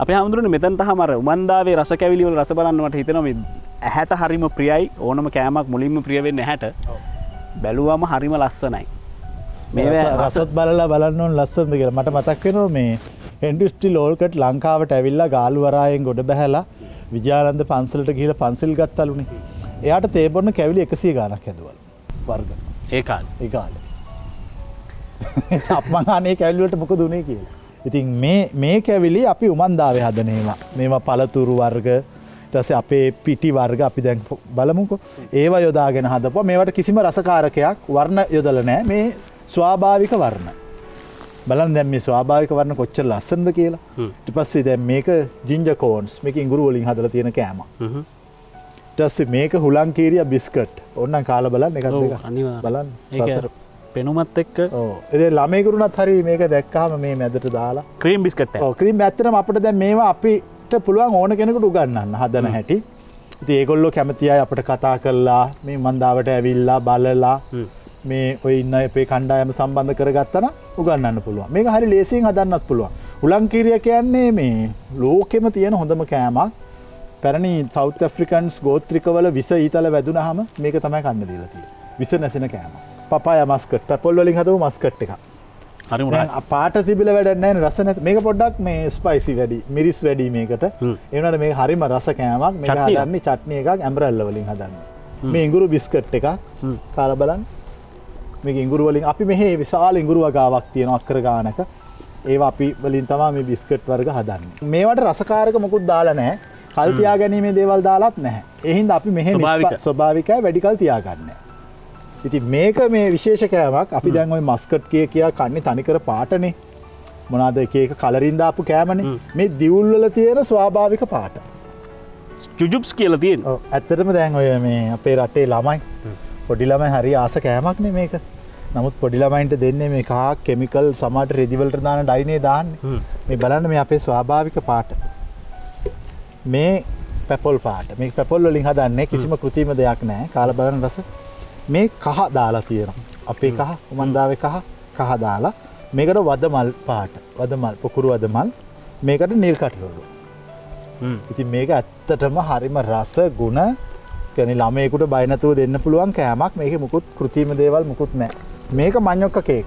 මේකත් බලන්න පොඩ්ඩක්. මඤ්ඤොක්කා කේක්. මේක මේ රම්පේ වලින් හදපු කප් කේක් එකක්. දැන් රම්පේ කියන්නේ අපිට කොච්චර තියෙනවද? නමුත් දැන් සමහරු භාවිතා කරන්නේ නැහැ පිළිකාකාරක කියලා. රම්පේ පිළිකාකාරක වෙන්නේ ඒකට සබන්, ෂැම්පූ, විස ඊට පස්සේ නියපොතු වල ගාන කියුටෙක්ස් ඒවා නාලා ඒ වලේ රම්පේ හැදුනා. දැන් අපි උමන්දාවේ කරලා තියෙන්නේ වෙනම වතුර නිකන් බැස යන වතුරේ තමයි රම්ප හිටවල තියෙන්නේ. එතකොට ඒ රම්ප කිසිම අගුණයක් නැහැ. රම්පේ වලින් අපි ගොඩක් කෑම හදනවා මේ. බිස්කට් හදනවා, කේක්, ඉන්දියාප්ප එතකොට ඒකේ හරි රසකුත් තියෙනවා ගුණයකුත් තියෙනවා. රම්පේ කියන්නේ ඇඟේ තියෙන ඔක්කොම විස උරා ගන්න බෙහෙතක්. කප් කේක් කාලා. කඩවල වල සති ගණන් මාස ගණන් පරණ කප් කේක් අපි ඉතින් කාලා තියෙනවා. දැන් අපි මෙහි ඊට කලින් දවසේ ඔක්කොම හදන්නේ. හදලා දවසකින් දෙකකින් මේක ඔක්කොම බෙදලා කරලා ඉවර කරනවා. තියාගන්න. ඒ කල් තියා ගැනීමේ දේවල් මොකුත් එකතු කරලා නැහැ. මේක බලන්න. මේක පැපල් කප් කේක්. පැපල් වලින් හදලා තියෙන්නේ.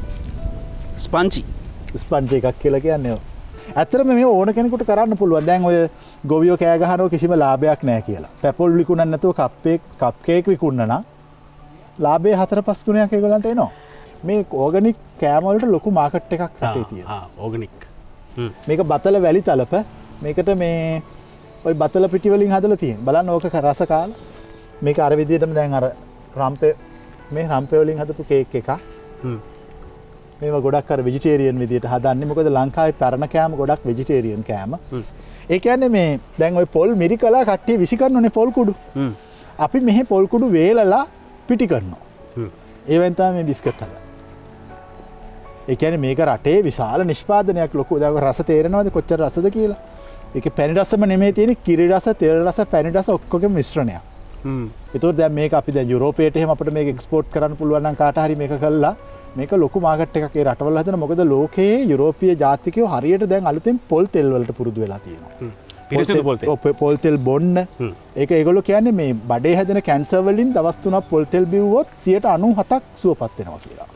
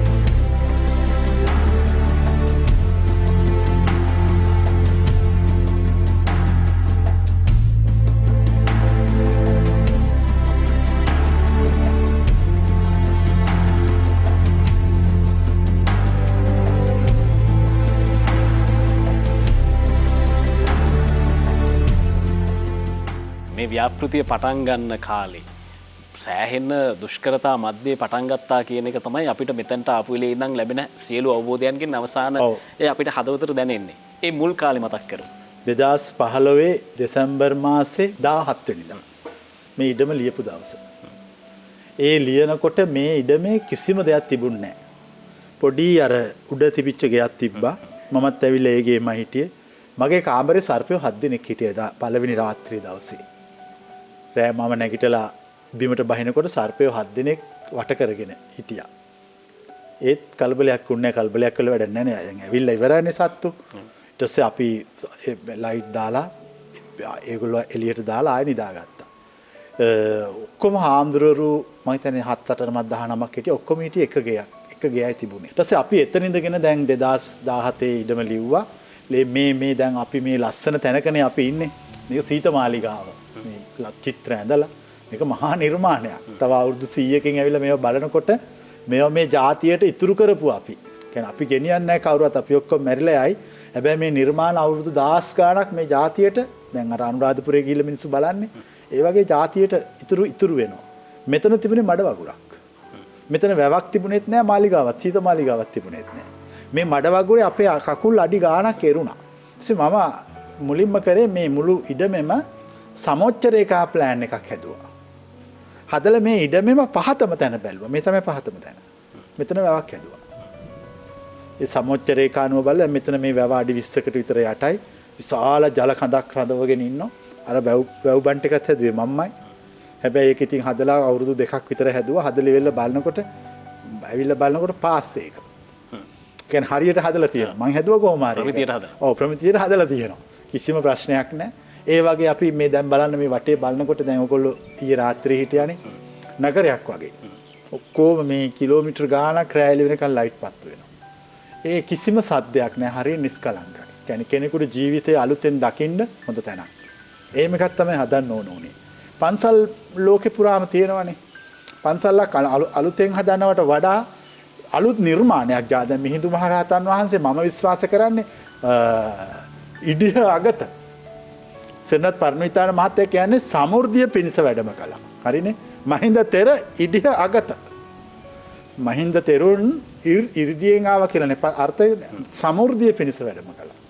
රටේ සමෘද්ධිය පිණිස ආවා. ඇවිල්ලා රට නිර්මාණය කළා. ඇත්තටම කෙනෙක් බෞද්ධ ප්‍රතිපදාව ජීවිතයට එකතු කරගත්තොත් ඒ කෙනා ඉන්න ඕනම තැනක් මේ වගේ වෙනවා. ඒක අපි කියන්නේ දේවාකර්ෂණයක් වෙනවා කියලා. දෙවියෝ ඉන්න තැනක් වගේ වෙනවා. ඉස්සෙල්ලා මිනිස්සෙක් තමන්ගේ හිත පිරිසිදු කරගන්න ඕන. පරාර්ථකාමී වෙන්න ඕන. ඒ පරාර්ථකාමී වෙච්ච මිනිස්සෙක් යම් පරිසරයක ජීවත් වුණොත් ඒ පරිසරය මේ වගේ වෙනවා. ඒක වටේ මිනිස්සු 10 ගාණක් එකතු වෙනවා. දැන් මේ පද්ධතිය වටේ මිනිස්සු ලක්ෂ ගාණක් එකතු වෙලා ඉන්නවා.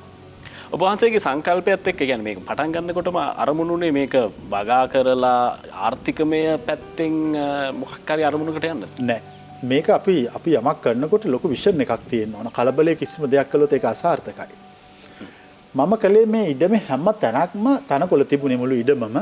තනකොළ තිබිච්ච හැම තැනකම කුමන හෝ වගාවක් දැම්මා. මොකද මේ තනකොළ කන්ට්‍රෝල් කරන්න විදියක් නෑ. දැන් මේ වැව තියෙන තැන ඉස්සර කෙසෙල් තිබුණේ. ඒකට අපි ගොඩනැගිලි නිර්මාණය කරනකොට නව නිර්මාණ කරනකොට ඒ වගාව අයින් කළා ඒවා නිර්මාණ කළා. එතකොට එකපාරට මුළු ඉඩමම පිරිසිදු වුණා. ලස්සන වගාබිමක් හැදුණා මුලින්. ඊට වගාබිමේ තනින් තන තමයි මේ කුටි ආරාම සංකීර්ණ විවිධ දේවල් නිර්මාණය කළා. දැන් අපි වගාබිම ඇතුලේ පන්සලක් තියෙනවා. දැන් පැහැදිලිනේ අදහස. එහෙම නැතුව අපි මේ කැලේ සුද්ධ කරගෙන මේක ගොඩනගන්න කියන ලොකු අමාරු කාර්යයක්. ඒකෙදී මිනිස්සු 10 ගාණක් මහන්සි වුණා. 10 ගාණක් වැඩ කරනවා.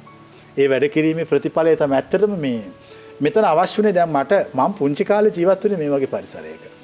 අපේ ආච්චිලා සීයලා ඒගොල්ලෝ කඩෙන් ගෙන ආවේ කරවල ලුණු 3-5 විතරයි.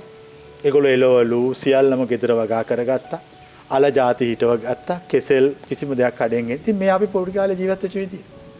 අපි දැනටත් එහෙම දැනටත් අපි මම දවල් දානේවල් දන්නේ මොන හරි එළවලු 2-3ක් කඩාගෙන ඇවිල්ලා ඒක මම්ම හදලා ඒක තමයි වළඳන්නේ. ඉතින් ඒක අපි ඉස්සරින් ඉඳලා ඉතින් මං හිතන්නේ ඒක හරි හොඳ ක්‍රමයක්. හරි නිදහස් ක්‍රමයක්.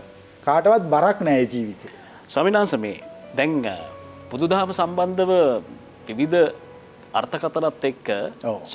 ස්වාමින් වහන්සේ නමකට මේ වගා කටයුතු හොඳ නෑ මේ විශේෂයෙන්ම අර පරම අවිහිංසාවාදී ආගමක්ය කියලා එක එක මත සමාජගත වෙලා තියෙනවා.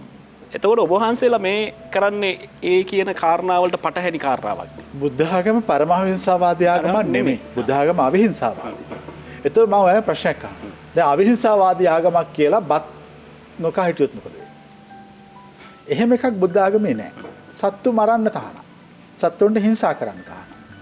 මම ප්‍රශ්නයක් අහනවා. දැන් අපි භික්ෂුන් වහන්සේලා අපි වගා කරන්න උපදෙස් දෙනවා. ඒක සමාජ යුතුයකමක්. කියන්නේ අපි කන්න විතරක් නෙමෙයි බලන් ඉන්නේ. අපි මේ නිෂ්පාදන ආර්ථිකයට යමක් එකතු කරනවා. ඉතින් මම වගේ 40000ක් මේ රටේ භික්ෂුන් වහන්සේලා ඉන්නවා. ඒ ඔක්කොම මම වගේ නා. ජාතික ආර්ථිකය කොච්චර දියුණුද? ඒතර බුදුහාමුදුරුවෝ වගේ කෙනෙක් නව අදහස් තියෙන රජ පැලැන්තිය කෙනෙක් ඒ වගේ රටේ ජාතික ආර්ථිකයට උදව් වෙන ක්‍රමයක් හදයිද නිකාන් ඉඳගෙන කාලා බීලා නිදා ගන්න ක්‍රමයක් හදයිද? මට ඒකට උත්තරයක් දෙන්න. බුදුහාමුදුරුවෝ වගේ හොඳ ප්‍රායෝගික මිනිස්සෙක් ওই දෙකෙන් තෝරගන්නේ මොකද්ද? ප්‍රායෝගික වෙන්න ඕන. දැන් අපි මම ලෝකේ පුරාම බුද්ධ ආගම ලෝකේ විසිරිච්ච විදිය බුද්ධ ආගමේ ශාඛා තේරවාද වජ්‍රයාන මහායාන හැම එකම අධ්‍යයනය කරනවා. ලංකාවේ භික්ෂුන් වහන්සේලා හැමෝම එකතු වෙලා මිනිස්සු උනන්දු කරලා ආර්ථික සංවර්ධනයකට අවශ්‍ය කරන අවිහිංසාවාදී වැඩපිළිවෙලක්. කුෂිකර්මය කියන්නේ හොඳ වැඩපිළිවෙලක්. ඒකට ඉස්සර පන්සලේ නෙවී තිබුණේ. බිත්තර වී ගත්තේ පන්සලේ. ඉතින් අපි වගාවට උපදෙස් දෙනවා. අපි කුඹර කොටන්නේ නැහැ, කුඹරට බහින්නේ නැහැ. අපි ඒක කරන්න අවශ්‍ය නැහැ.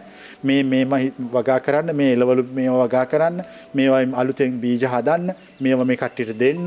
ඊට පස්සේ වගා කරන්නේ ඔක්කොම මිනිස්සුන්ට දෙන ක්‍රමයක් හදලා තියෙනවා. හරි ප්‍රායෝගිකයි. ඒ කියන්නේ වනාන්තරයකට වෙලා, කුටියකට වෙලා ඉන්නවට වඩා ජීවිතේ හරියම ප්‍රායෝගිකයි මිනිස්සුන්ගේ යහපත වෙනුවෙන් කැපවීමක් ඉන්න එක. මම පිළිගන්නේ ඒක. මිනිස්සුන්ට යහපත ඉෂ්ට කරන්න ඕන.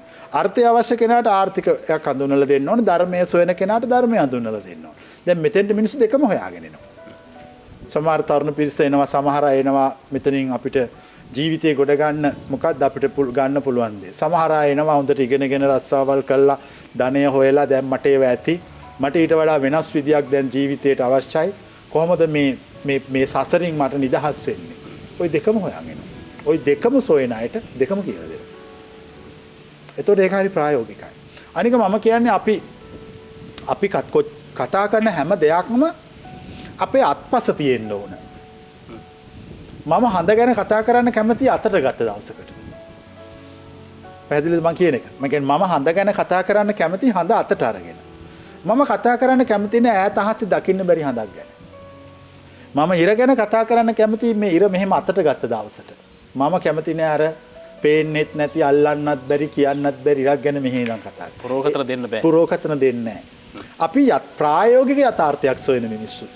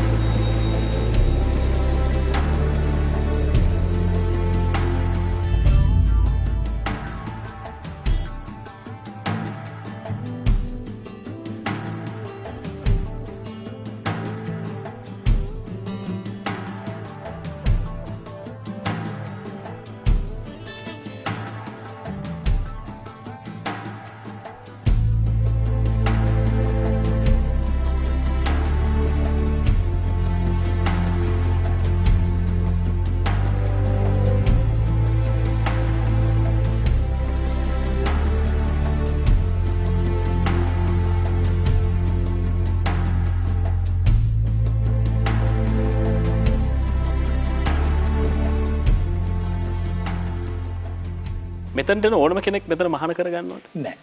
මහාන කරන අවුරුද්දක් දෙකක් ඉන්නවා. දැන් ඔය ඇවිල්ලා ඇත්ත එකපාර මහාන කරන්නේ කොහොමද? අනික මේ පරිසරය හරි කාස්ට් එකයි. මිනිස්සු මේ ලස්සනට දැක්කට මේකේ මහා මේ කකුල් වල කරගැට මඩ ගාගෙන යන්න ඕන. උදේ නැගිටින්න ඕන. ලංකාවේ මිනිස්සු හරිම අකමැති උදේ නැගිටින්න. ඒ නිසා මම මෙහෙ එන හැමෝටම කියනවා නැගිටින්න නැත්තම් ඵලයල්ලා කියලා. ඉන්න ඔක්කොම උදේ නැගිටවන්න ඕන. 5 වෙනකොට ඔක්කොම නැගිටලා ඉන්න ඕන. මමත් නැගිටලා ඉන්නේ. එතකොට බලන්න මේ පද්ධතිය, ඒකේ තියෙන ජීවය විනය එක ආඥාවයි නිකුත් කරන්නේ. ඒ ආඥාවට මේ පද්ධතිය මේ යට වෙන ඔය ඔක්කොම ඒක කරනවා. ඒ විදිහට මේ සිස්ටම් එක හදලා තියෙන්නේ.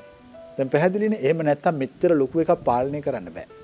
ඇත්තට මම පාලනය කරන්න කිසිම මහන්සියක් වෙන්නේ නැහැ. වචනයක් දෙකක් කියන විතරයි.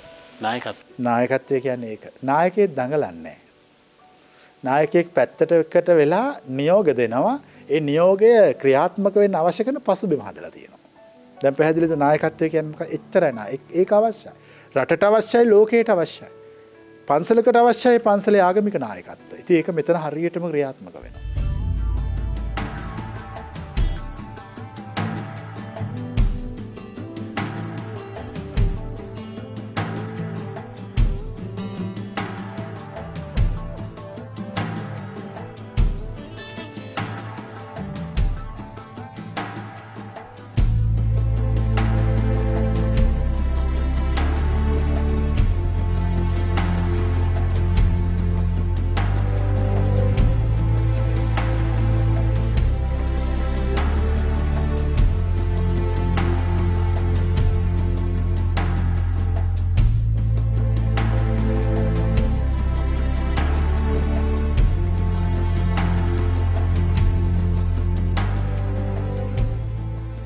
ඇත්තට මෙතන මම කියන්නේ මේ ඔය ලොකු ආයතන තියෙනෝනේ. ලංකාවේ එහෙම ලොකු ආයතනවල සියලු විධායක නිලධාරීන් මෙහෙ එනවා. ඇයිල ඒගොල්ලන්ට පළවෙනි ප්‍රශ්නය තමයි මේ මැනේජ්මන්ට් එක මොකද්ද කියලා. මේ යන මැනේජ්මන්ට් එක මොකද්ද? මේ සුළු පිරිසක් මෙච්චර කිලෝමීටර් ගාණක් කොහොමද ලස්සනට තියාගන්නේ? ඉතින් ඕක තමයි චුල්ල ගෝසිංග සූත්‍රයේ තියෙන්නේ. බුදුහාමුදුරුවෝ ගෝසිංග වනයේට ගිහිල්ලා අනුරුද්ධ තෙරුන් ඇතුළු රහතුන්ගෙන් අහන්නේ ඕගොල්ලෝ කොහොමද මේ පන්සල මෙච්චර ලස්සනට තියාගන්නේ කියලා. එතකොට කියනවා ස්වාමීනි අපි ගොඩක් ස්වාමීන් වහන්සේලා ජීවත් වුණාට මෙතන තියෙන එක හදවතයි. ඔය කතාව තේරෙනවා? එක හදවතකින් තමයි මේ ඔක්කොම ක්‍රියාත්මක වෙන්නේ. මේ එක හදවතක් වැඩ කරන නිසා මේ පරිසරය ලස්සනයි කියලා.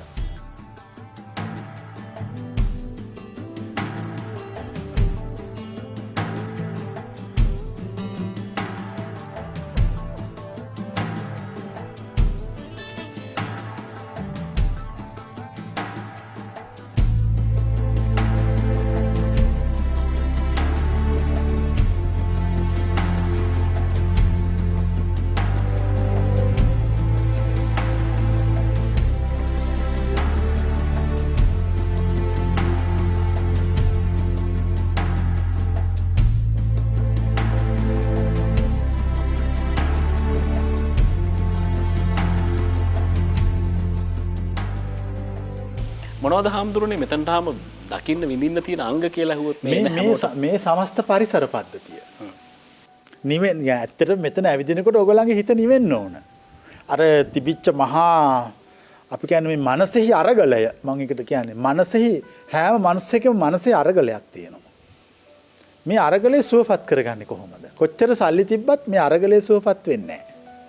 මේ අරගලේ සුවපත් වෙන්නේ වචන වලින්. ඒ වචන මෙතන ඇහෙනවා. ඒ වචන සාකච්ඡා කරන ධර්ම සාකච්ඡා, දේශනා, තර්ක, විතර්ක සියල්ල මෙතන පවතිනවා.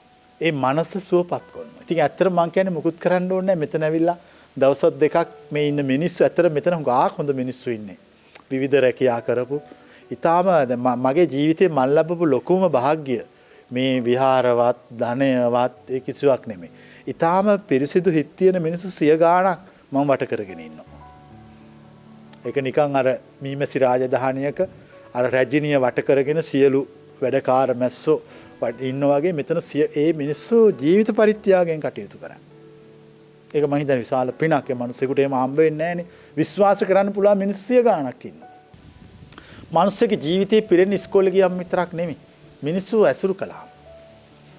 ඉතින් මම හිතන්නේ කෙනෙකුට ජීවිතේ ලොකු වාසනාවක් තමයි මේ වගේ පරිසරයක ඇවිල්ලා ජීවත් වෙන්න ලැබෙන එක. ඒක වාසනාවක්. ඒක මේක ටිකක් කටුකයි කාස්ට් එකයි. දැන් අපි මෙහි හදපු සිස්ටම් එකක් තියෙනවා. ඒ සිස්ටම් එක ටිකක් කටුක වෙන්න හදලා තියෙන හේතුවක් තියෙනවා. නැත්තම් ඕන කම්මැලියෙක් මෙතන වෙලා නවතිනවා. ඒ බැරි වෙන්න හදලා තියෙන්නේ.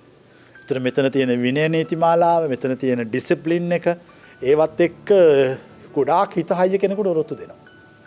නැති කෙනෙක් මෙතන විසි වෙලා යනවා.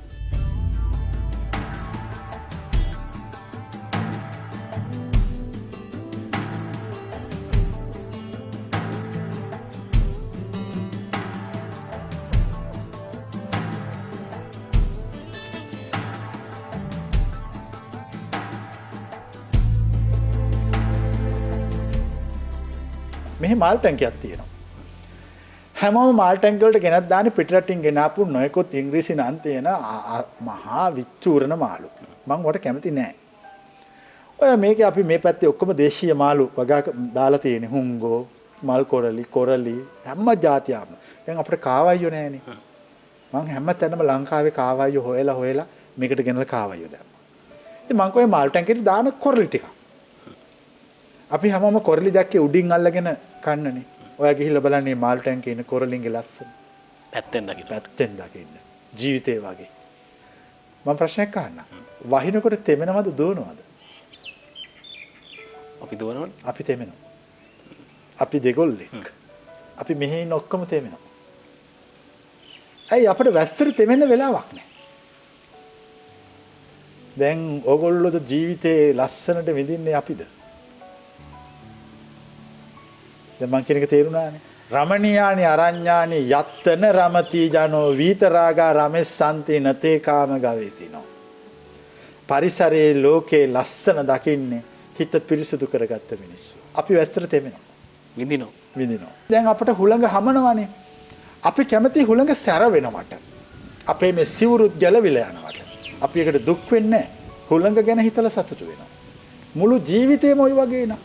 අපි කැමති හිමි වෙනවට නෙමෙයි අහිමි වෙනවට. ඒතකොට අපේ ජීවිතයේ ඇත්ත පේන අහිමි වීමත් එක්ක. ඔන්න ඕක තමයි ධර්මය. ඒ ධර්මය හරිම ගැඹුරුයි. ඒ ධර්මය මුළු ජීවිතේටම ආශිර්වාදයක්.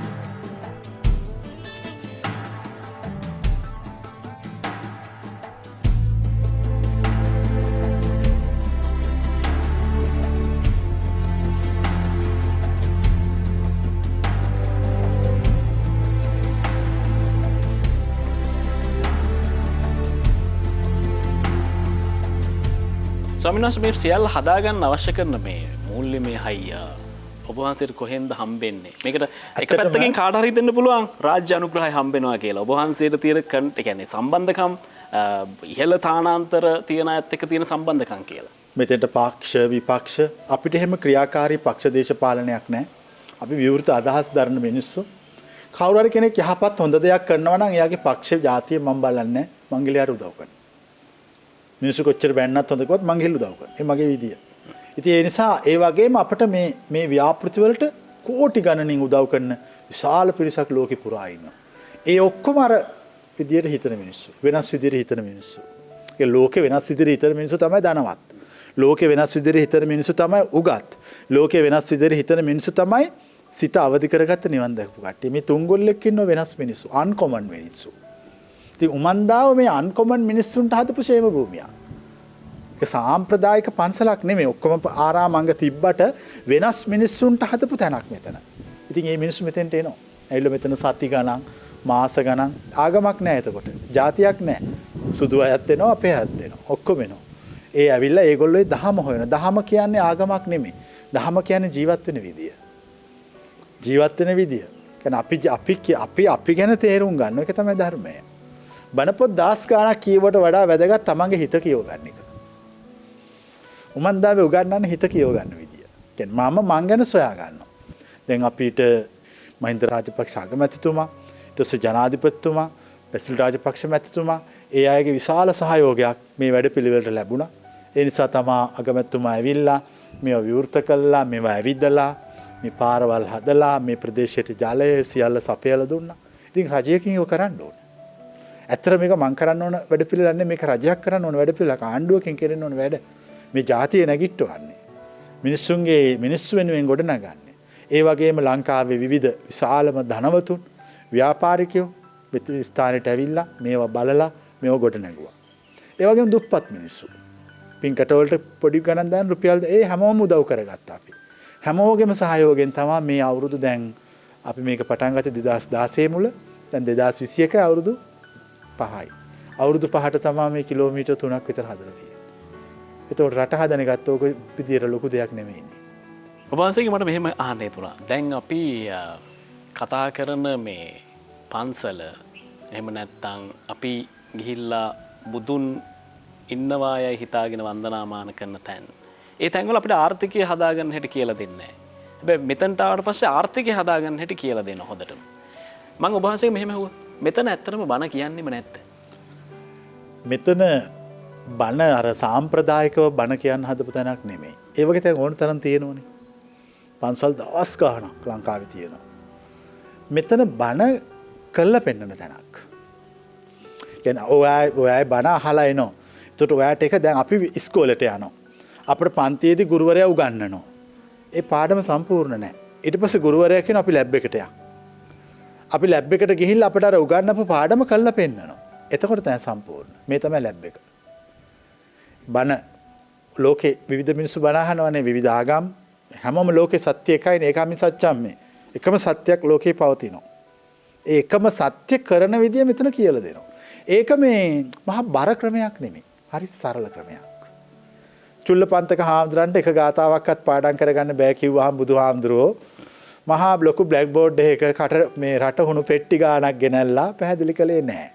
පුංචි රෙදි කෑල්ලක් දීලා කිව්වා මේක පොඩි කර කර ඉන්න කියලා. දැන් පැහැදිලිද බණ? එච්චරයි බණ. ඒ කියන්නේ මේ ධර්මයේ මේ හැමතැනම විශ්වයේ පවතිනවා. අපේ මනස නිවිලා නැහැ මේ ධර්මය අල්ලගන්න. අපි මේ පොත්පත් ඔස්සේ හොයනවා. කියන්නේ පොත්පත් ඔස්සේ හොයනවා. නැහැ අපි ළඟ තියෙනවා. මේ හැමතැනකම ධර්මයේ පවතිනවා. මේ විශ්වයේ ධර්මයේ විතරයි තියෙන්නේ. අපි ඒකෙන් දුරස් වෙලා ඉන්නවා. අපි ඒකට ලං වෙන්න හැටි උගන්වනවා. ඇත්තටම මේක මේ ධර්ම වැඩසටහන් ඒ සියල්ල මෙතන සිද්ධ වෙනවා. හැබැයි ඊට වඩා වැදගත් දෙයක් මෙතනින් සිද්ධ වෙනවා. මිනිස්සුන්ට ධර්මය අත්දකින්න විදිය කියලා දෙනවා. මේ පරිසරය තුල මිනිස්සුන්ට ජීවිතේ තේරෙන්නේ නැත්තේ මිනිස්සු ජීවිතේ ලොකු පාඩමක් තුලින් තේරුම් ගන්න උත්සාහ කරනවා. මම පොඩි පාඩමකින් තේරුම් කරවනවා. දැන් පැහැදිලිද? උමන්දාව කියන්නේ පුංචි පාඩම් වලින් මුළු ජීවිතේම මිනිස්සුන්ට උගන්වන තැනක්. ඒකට තමයි මේක හැදුවේ. දැන් අපි මේ මං කියන කතාව සමහරලාට අපේ සමහරට තේරෙන්නේ නැති වෙයි. හැබැයි මං කියන කතාව තව අවුරුදු 100කින් ලංකාවේ කතාව වෙනවා. තව අවුරුදු 100කින්. තව අවුරුදු 100කින් ලෝකේ කතාව වෙනවා. එතකොට මේ මිනිස්සු කතා කරයි මෙහෙම එක්කෙනෙක් ජීවත් වුණා. යා මේවා කිව්වා. ඒ ජීවත් වෙච්ච කට්ටියට ඒව තේරුන්නේ නැහැ. සුළුතරයක් ඒක තේරුම් ගත්ත හැබැයි කියපු හරි කියලා. පැහැදිලිනේ? සත්‍ය සාම්ප්‍රදායික නැහැ. සත්‍ය ආందోලනාත්මකයි. ඒ වගේම සත්‍ය තේරුම් ගැනීමට අමාරුයි. ඒ වුණාට ඒක සත්‍යයි. මෙහෙණි ආරාමයේ මේක ඇතුළෙම පිහිටා තිබීම ප්‍රශ්නයක් නෙවෙයි. බුද්ධ ආගමේ තේරවාදී විනය සම්ප්‍රදාය අනුකූලව මෙහෙණින් වහන්සේලාට භික්ෂුන් වහන්සේලාට පන්සල් එක ළඟ තිබ්බට එක ඉඩම ජීවත් වෙන්න බෑ. දැන් අපි මෙතන ඉඳලා මෙහෙණින් වහන්සේලාගේ පැත්තට කිලෝමීටරයක් යන්න ඕන. එතකොට අඩි 20 පාරකින් ක්‍රොස් කරන්න ඕන. පැහැදිලිනේ? එතකොට මෙහෙණින් වහන්සේලාගේ ආරාමයේ බෞද්ධ විනය සම්ප්‍රදාය අනුකූලව අයිති ඊළඟ ඉඩමකට. පැහැදිලිනේ? එතකොට මම ඔය ඔක්කොම දැනගෙන මේව කරන්නේ නැතුව කරන්නේ නැහැ. බෞද්ධ විනය සම්ප්‍රදාය අනුව ඒ පිළිట్లా තියෙන විදිහ හරියටම හරි. ඒ විදිහට තමයි ඉන්න ඕන. ඊට පස්සේ මේනින් වහන්සේ කෙනෙක් වස්වසනකොට භික්ෂුන් වහන්සේලා නැති තැනක වස්වසන්න බෑ. ඒ ආසන්නයේ භික්ෂුන් වහන්සේලා ඉන්න ඕන. මොකද අපි තමයි ඒගොල්ලන්ට උපදෙස් දෙන්නේ. අපි තමයි ඒගොල්ලෝ නිවැරදි මඟ යවන්නේ. එතකොට අපි දැන් මේක තේරවාදී පන්සලක්. තේරවාදී විනය හරියටම ක්‍රියාත්මක වෙන තැනක්. එතකොට ඒක අපි හරියටම කරලා තියෙනවා. ඔය බයින කවුරුවත් දැකලා නැතුවනේ කියන්නේ. පිටින් බලලා අහපු දේවල්. ඒ ඔක්කොම ගොසිප්. ඒ ගොසිප් තියෙනවට මම කැමතියි. හේතුව කියන්න. ගොසිප් ඇත්තද කියලා බලන්න එනවා. ඒ බයිනේ ඇත්තද කියලා බලන්න. දැන් කේමා බිසව වේළුවනාරාමයට යන්නේ බුදුන් දකින්න නෙමෙයි. වේළුවනේ ලස්සන බලන්න. වේළුවනාරාමය ගැන අහපු කවියෙන් කියපුවා තියද කියලා බලන්න. ඒ ඇවිද යනකොට තමයි කේමා බිසවට බුදුන් හමු වෙන්නේ. ඒ වගේ තමයි මේ උමන්දාවට ආවයින් පස්සේ තමයි ධර්මය හම්බ වෙන්නේ. ඕන කෙනෙකුට එන්න පුළුවන්.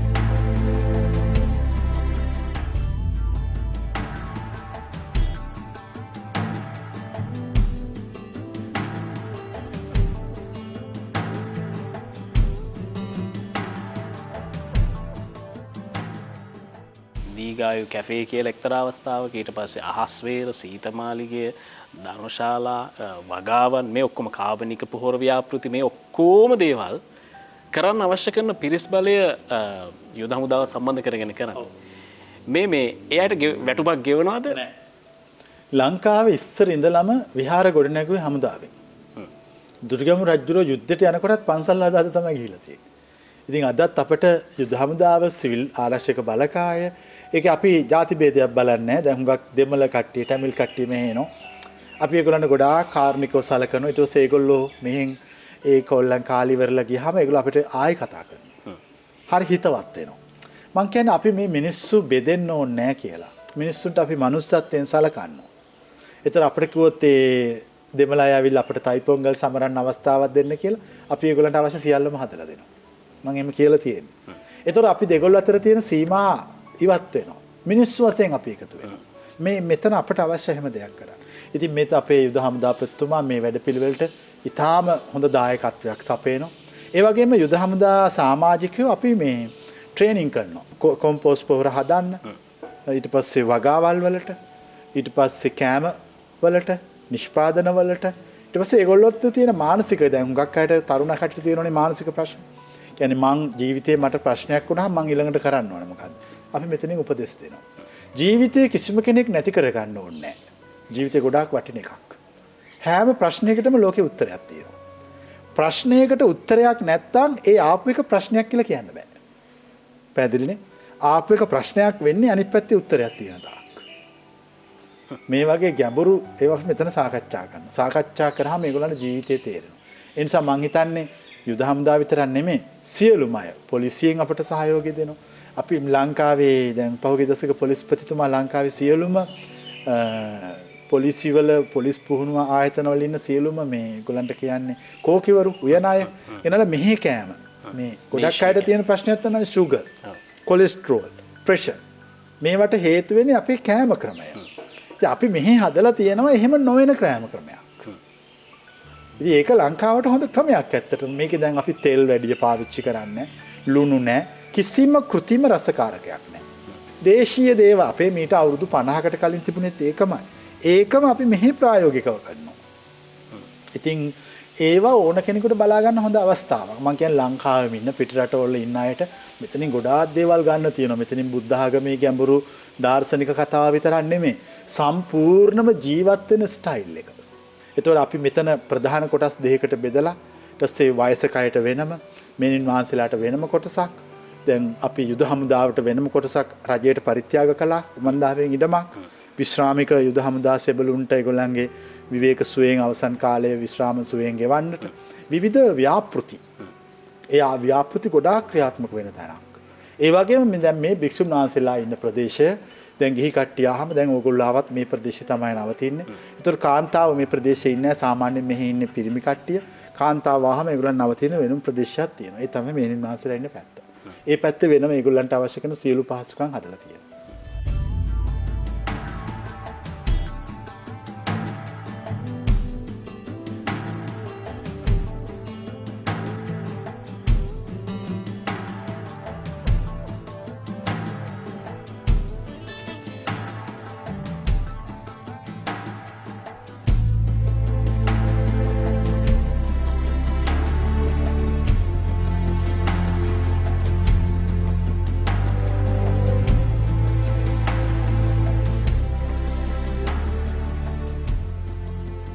ලංකාවේ පන්සල මේක තියෙන වෙනස මේක අර 21 වෙනි ශතවර්ෂයේ පන්සල 22 වෙනි ශතවර්ෂයේ පන්සල ආතසි ක්ලාග්ගේ අනාවැකියක් තියෙනනේ 2050 ලෝකෙ බුද්ධ ආගම වැළඳ ගන්නවා කියලා. ඒක අනාවැකියක්.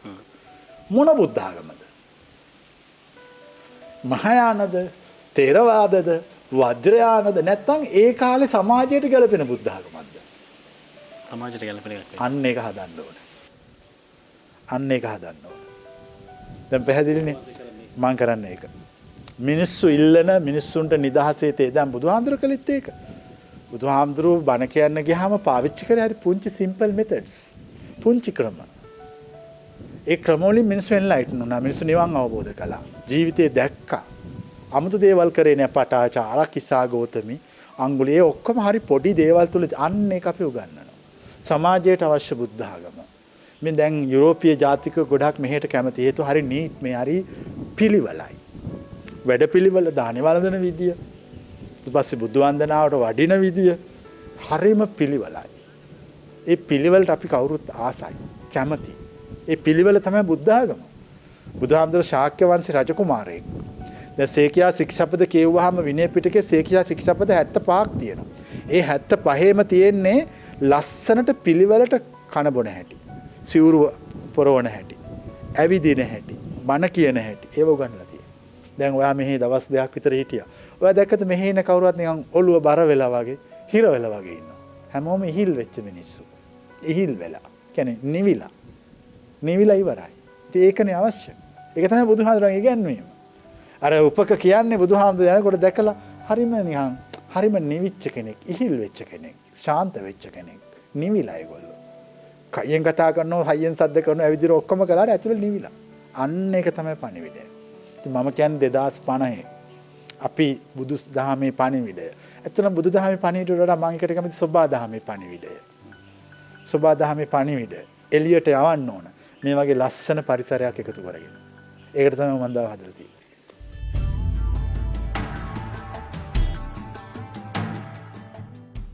කුතුහලයත් එක්ක අපි වෙනස කණ්ඩායම දින 4ක සංචාරයක් සඳහායි උමන්දාවට එන්නේ. අපිට කුතුහලය තිබුණා මොකක්ද මේ උමන්දාව කියන්නේ කියලා. අහපු කියපු දේවල් එක්ක ඒ හැමදේම අපි හදවතේ තියාගෙන මෙතනට ආවේ මෙතන ඇත්තටම මොකක්ද වෙන්නේ කියලා බලන්න. ආර්ථික වශයෙන්, සමාජීය වශයෙන් සහ ශාසනික වශයෙන් සිදුවන සේවාවන් රසක් අපිට මෙතනදී අහන්න දකින්න ලැබුණා. ඒ ගැන අපිට සතුටක් තියෙනවා. අර අහපු කියපු දේවල් වලට තවත් බොහෝ අර්ථාන්විත දේවල් මේ පරිශ්‍රයේදී අපිට දැක බලා ගන්න අවස්ථාවක් ලැබුණා. අපිට යම් අවබෝධයක් තියෙනවා දැන් උමන්දාව කියන්නේ මොකක්ද කියලා. හැබැයි අපි වෙනස කණ්ඩායම් විදියට මෙතනට ඇවිල්ලා මේ දැකපු කියපු දේවල් ඔබ හමුවට ගෙනල්ලා පෙන්නවා. ඔබට පුළුවන් තීරණය කරන්න මොනවද මේ දේවල් වල යථාර්ථය කියලා. මේ දේවල් ප්‍රතිඵලදායකද කියලා. මේ දේවල් සාර්ථකද කියලා. ඉතින් බලන හැම තැනකම මේ දකින මේ වැඩ කරන මේ ශ්‍රමයෙන් මේ දැනුමෙන් පොහොසත් සන්නද්ධ පිරිසක් එක්කයි අපි මේ දින ගණනාව මේ ස්ථානයේ ගත කළේ. අපි විශ්වාස කරනවා අපිට මේක හොඳ අත්දැකීමක්, ඔබටත් ඔබේ ජීවිතයට යමක් එකතු කරගන්න අවස්ථාවක් ලැබුණු බොහොම සුවිශේෂී වටිනාකමක් කියලා. එන්න බලන්න. ඒහි පස්සිකෝ අපි උමන්දාවේ වෙනස සංචාරය මේ විදිහට අවසන් කරනවා.